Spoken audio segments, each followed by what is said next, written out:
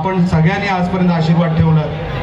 या मागच्या 10 वर्षामध्ये जी कामं झालेली नाहीत ती या 5 वर्षामध्ये करणं कठीण आहे, पण ते करण्यासाठी आपण सगळ्यांनी एकत्र राहणं, मोंडकर साहेब एकत्र राहणं गरजेचं आहे, लक्षात ठेवा। आपण काही वेगळे नाही आहोत। अनेक लोकांनी स्टेजवर मी यायच्या अगोदर माझ्याकडे असे बघत होते की मागच्या वर्षी मी इकडे आलोच नाही, मी इकडे दरवर्षी येणार, लक्षात ठेवा।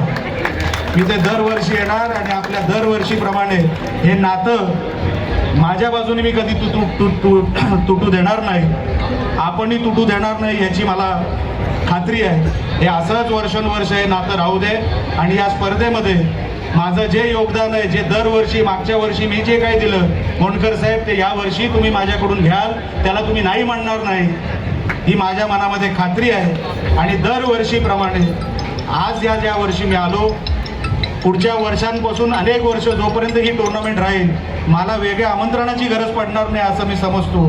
तुम्ही आशीर्वाद ठेवलाच आहे, असाच आशीर्वाद वर्षानुवर्ष ठेवा।